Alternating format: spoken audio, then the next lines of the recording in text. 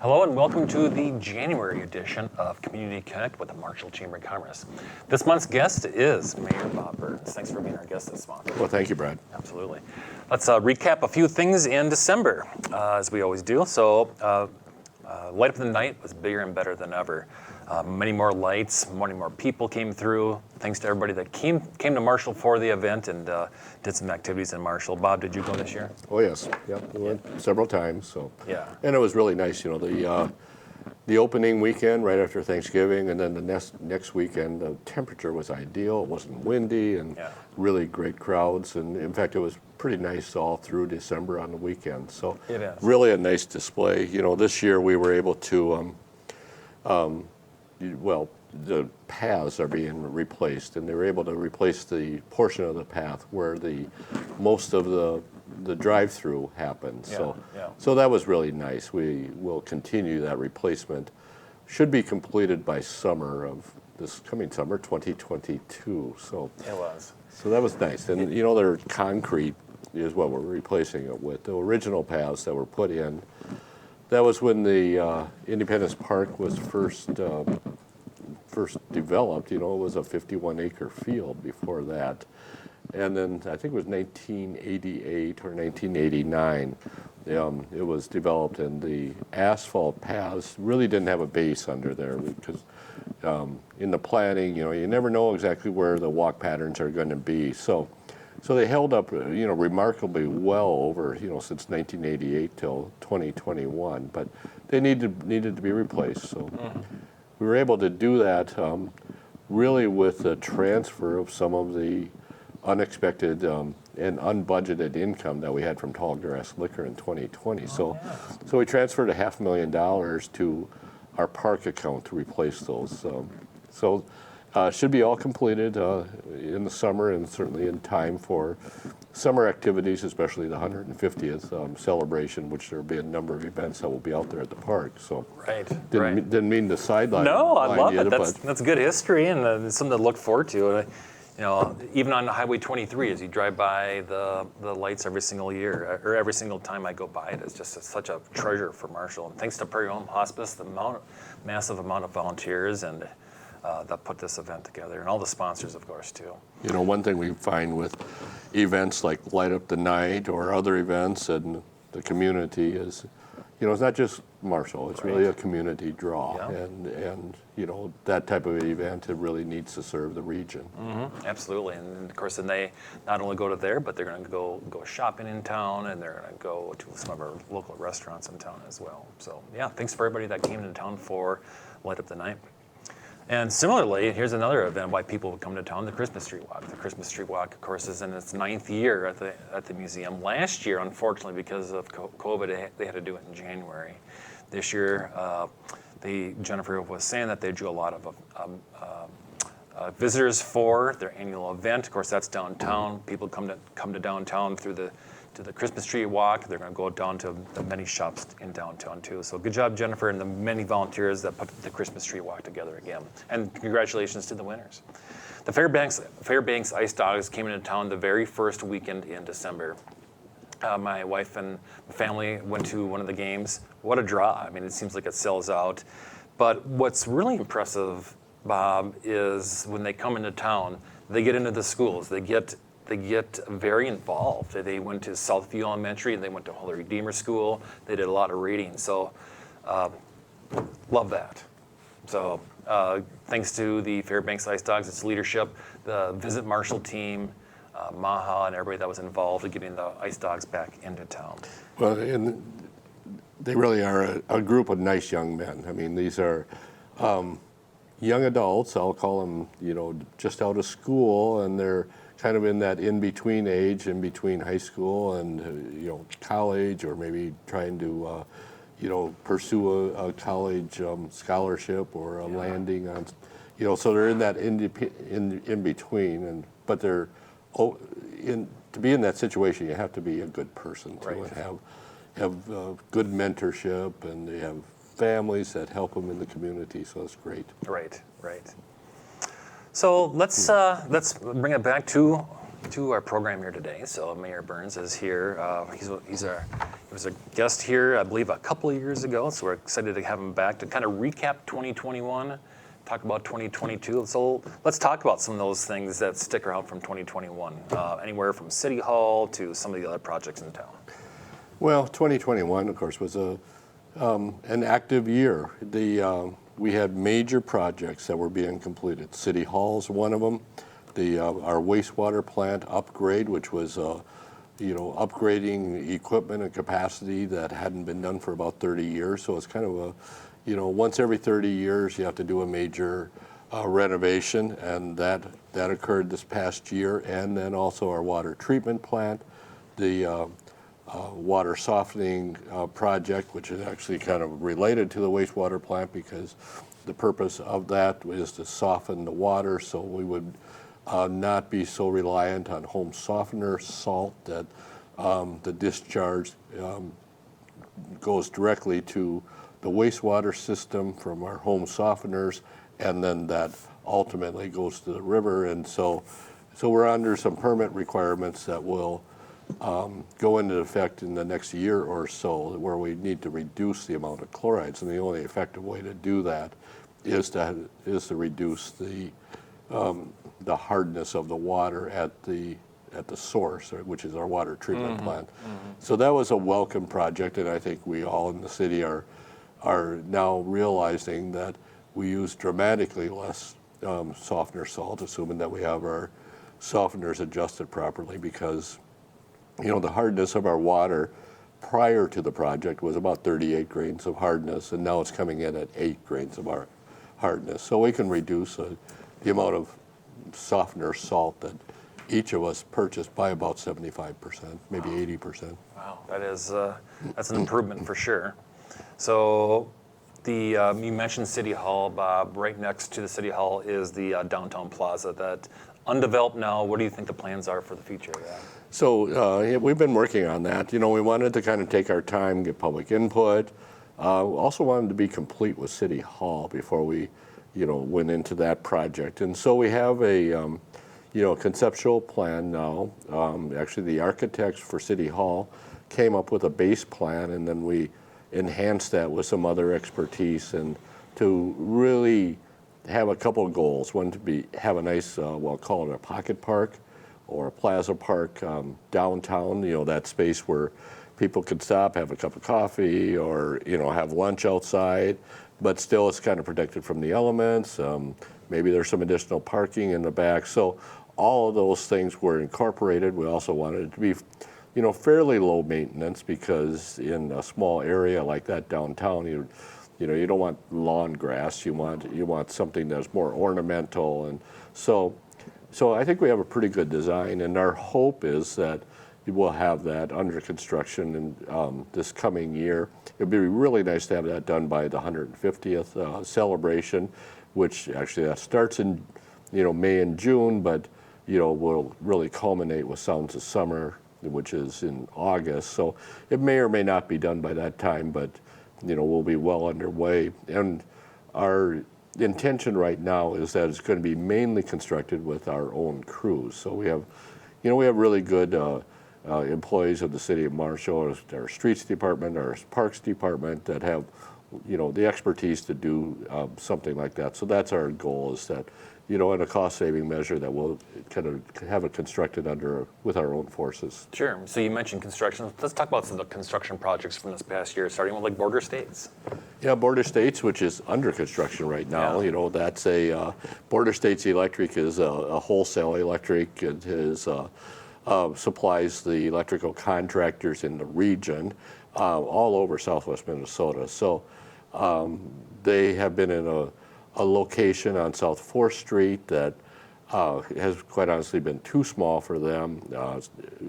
Butts up against a residential area, so and houses are right across the street, so they have some challenges with bringing large trucks in and out. So they really needed a new facility, and one of the things that they looked at the community, looked at the region, but they also looked at other communities in the region too. And thankfully they chose to build a new facility in Marshall, and it's It's under construction right now. It's out near on Channel Parkway, just off of Channel Parkway, and near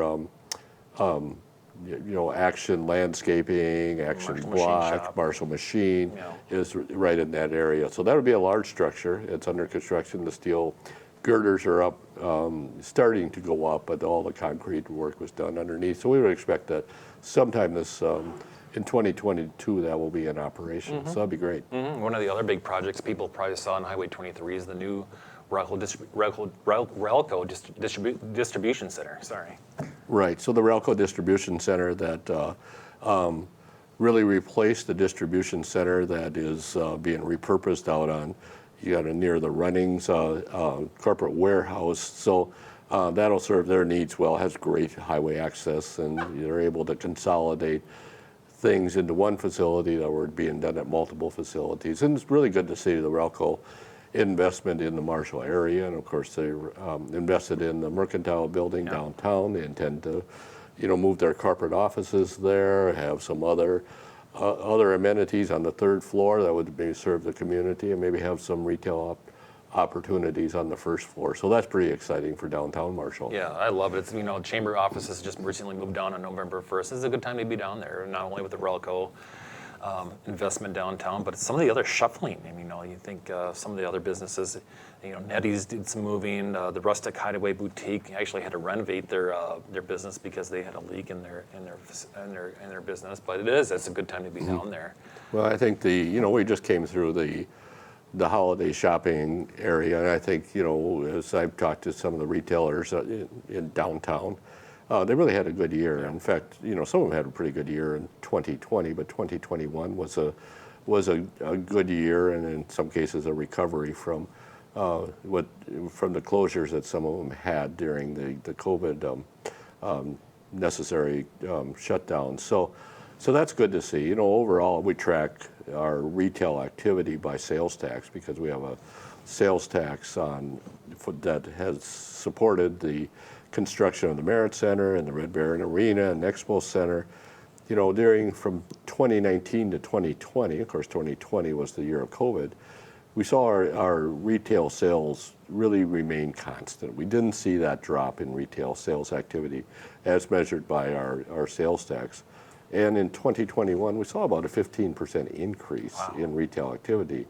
So that I think that's across the board. It's not only the large big box and building supply, but it also is, many of our downtown shops on 3rd Street, on Main Street, and, that have been innovative, have really, fit that niche of what their customers are looking for. Mm-hmm. Yeah, absolutely. They had to. I mean, with, when they're shut down, you can let people in. You had to do, curbside service, and of course some of them actually have some online services themselves, which is great too. Mm-hmm. So. This past year, committee meetings started for the 150th celebration. Right. So, it doesn't seem that long ago that we had the 125th celebration, but then as I kind of think about this, I'm starting my 30th year as mayor of the city of Marshall. So the math does work out that I was mayor at the 125th yep. and the mayor at the 150th. So we have a committee that's been meeting, at least every month, and then subcommittees of that are working on really making a nice celebration. And we're collaborating our 150th celebration, which I co-chair that committee with Nicole DeBoer. But there's a large committee that is really doing a lot of good work behind the scenes planning. So there'll be a full summer of activities that will kind of commemorate the 150 years of Marshall, and even prior to that, because history didn't start 150 years ago. There was history before that, so we want to also acknowledge that as part of our celebration. So part of it will be history, part of it will be looking back, but part of it also will be looking forward. Like, what are the future opportunities for all of us that are in Marshall and have chosen to be in Marshall and want Marshall to have a vibrant future. So that will also be part of the 150th celebration. Very exciting. I think Sounds of Summer is going to have a big presence with that. Yes, so that will really be the kind of the culmination of the 150th will be the collaboration with Sounds of Summer. And, the Sounds of Summer committee will still have some of their own things. There'll be some things that are unique to the 150th, and there'll be some things that are shared on it. So, and that's part of the planning process. And the goal is that the public will enjoy it all. Mm-hmm. Very exciting. Let's talk housing a little bit. Building activity from the 2021. What were the trends for housing? So we saw a pretty active housing year.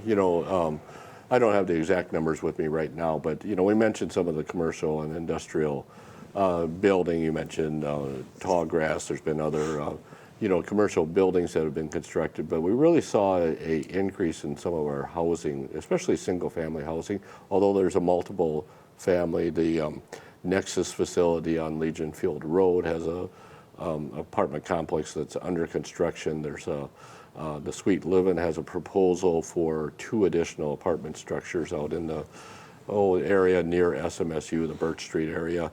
But there's also single-family housing that has been constructed. We have maybe about a dozen single-family homes that were constructed in 2021, and in talking to the local builders, they look at 2022 as being an active year also, because there are some folks that maybe held off because lumber prices were escalating, although they've moderated now. There are some supply chain issues, so some folks might have thought, okay, let's just wait a year and see what happens, and so we'll see some continued strong building activity this coming year. Sure, and that's a good segue to the comprehensive plan. The comprehensive plan is something that the city is kind of getting out there as a survey that's out there that the city wants to get people to do this survey. It's really important because it's a 20-year block of time. So let's talk about that comprehensive plan, the open house, and kind of what our ask is of the community. Yeah, so the comprehensive plan is, not to reuse words, but it's a pretty comprehensive process going into this plan. And as you say, there's, it's an important document because this is the planning document. It's the foundation for the planning that goes in the community. It's the base for the planning decisions that are made. There's where infrastructure goes. Really, that foundational document is our comprehensive plan. But in addition to being that planning and zoning and engineering type of document, it's also a document about people. What do we need in terms of a community that is attractive to families to come to the community and stay in the community and thrive in the community. And that means a lot of different things, all the way from our youngest and newest residents to our older residents that maybe are moving to the community because of some healthcare options that are in the community or some senior housing that's in the community. So all those aspects need to be incorporated. So as you mentioned, there's the engineering side, but there's also the public input, because this is really the public's comprehensive plan. So, we have a survey that's out, and we're getting a lot of response on that. We'll have an open house that will be on, I believe it's January 13th, 4 to 6 in the afternoon, early evening. It'll be at the Marshall-Lyon County Library. There'll be other opportunities for input as we go through the comprehensive planning process. So the goal is to have this, completed and adopted in 2022. Great. A lot of other things that are kind of catching the ears of people is the Aquatic Center. The Aquatic Center, of course, I think even the last time I think we had you in here, I mean, it was certainly no secret the amount of water that the current facility loses every single day. So where are we at with the Aquatic Center? So the Aquatic Center, we've gone through quite a bit of planning. We have Stockton Engineering is a firm that we've utilized to help us with this planning process, and they've, we've identified the deficiencies. They're well known. We lose, during the summer, when there's water in it, we lose 12,000 gallons of water a day, and that's not only just the loss of the water, it's the loss of the heating that goes into the water, the chemical treatment that goes into the water. So it leaks, and it's not an obvious leak. It's more of like a sieve, where there's just, the saturation of the concrete just loses water through the concrete. So that means there's no repair to it. Plus, our pool is the second oldest in the state. It's 50 years old. It's not ADA compliant. The bathhouse really doesn't meet what families expect now. The toilet facilities are in the wide open, and there's really no privacy that people expect, and the roof leaks, and so I could go on about the issues. So it needs to be replaced. And one of the things that the engineering firm looked at was location. We have some challenges with the existing location.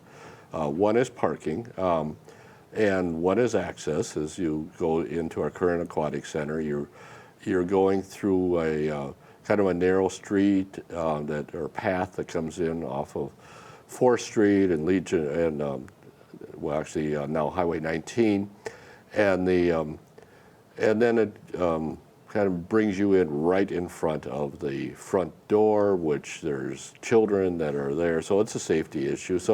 But more importantly, we're so close to the river there that you run into some groundwater concerns, you run into some soil corrections needs that are challenging and maybe don't even make sense to do that close to the river. So we're actively looking at, maybe some other locations. No decisions have been made, but we're looking at some other locations at this time. And of course, we're also looking at, how is it going to be paid for? And the option that we're seriously considering right now is really based on a community survey that was done where, we asked a number of people, and that was, this was a telephone survey that was, scientifically grounded in terms of the demographics and the number of people that were involved. But the short results were, people supported the replacement and addition of some parks, amenities, including the Aquatic Center. They're less supportive of doing that with property taxes. They're more supportive of doing that with an extension of our current sales tax. And I mentioned our sales tax earlier, where the sales tax receipts that are funding what the construction costs were for the Merit Center and the Red Baron Arena and Expo Center have really far exceeded what the original expectations are. So one of the options we're looking at is extending that sales tax. Now, that can be done, but it's not an easy thing to do. It has to have legislative approval, and if it receives legislative approval, then it goes to a vote of the public. So the public decides on that. Sure. If everything falls into place, we could be asking the legislature for legislative approval. And if there is a tax bill this year, which that's not a given that there would be on an election year, and if it's approved, then it could go to a vote of the public this November. But, I said could several times in that sentence, so nothing is for sure, nothing's been approved, but that's the most optimistic, and then that would lead you to replacement of the current Aquatic Center probably in 2024, 2025, right in that time frame. Sure. So it is kind of a longer term planning process, but it needs to be done right because, again, our current facility been around for 50 years. The next one should be around for another 50 or more years too. Yep. A few more things here we want to touch on in 2022. People are asking me a lot about development. For those that don't know, it's the big gravel parking lot at Varsity Pub. There was a number of different properties that were there that the Marshall Foods, so let's remember Marshall Foods when they were active, they had a couple warehouses. There was an egg warehouse there that were no longer being used. In fact, the roof had caved in on one of them. There was Haugie Egg was located there. There was just a number of other Tiny Sharpening was there. There was a number of properties, and over the years, the city acquired those properties when there was a willing seller. So the city has amassed that, and the reason we did that is that if there was going to be a downtown development, a developer would want to deal with one property tract rather than 12. So So now that it is acquired, we have entertained proposals from different developers. We're currently working with one that has a proposal that will be considered by City Council later this month at the second meeting this month. That would be a proposal that would have a mixed use of commercial, office, and residential. It would be a multi-story facility, probably 2 or 3 stories with some residential on the second and third floor, retail on the first, and then some office space on the first, and parking. So that would really be a nice asset to downtown. We're also working with a potential hotel that has interest in locating downtown also. Wow, that'd be great. That'd be a nice touch for downtown. Census was hit, I guess everywhere. That just kind of hit Marshall at a bad time too. 2020, the census rolls out. What's the latest on that? Well, our census, of course, was very disappointing because it showed a slight decrease in population. We know that's not true, but when you really think about that, and I've looked at the numbers, that on April 1st, 2020, when the census was taken, on March 18th of 2020, that's when things shut down for COVID. That's when the university shut down, suspended classes for a few weeks, and basically sent the students home. So we had all of the SMSU students that were not counted. Now, that makes a difference because that's probably, I would estimate that it was at least 1,000 people that were not counted. So instead of seeing a moderate increase of about 5%, we saw a decrease. And in fact, that ward, we have 3 voting wards in the community, and 2 of them increased in population, but the ward where SMSU is located, that had all of the decrease was in that area. So it's, very obvious. Now, having said that, it is not an easy process to appeal that. We will do our best. And other college communities are in the same situation. Winona, Bemidji, other state universities around the state are in the same situation. So we're trying to, work with those other communities so we have a common argument. They're not going to do another count. We know that.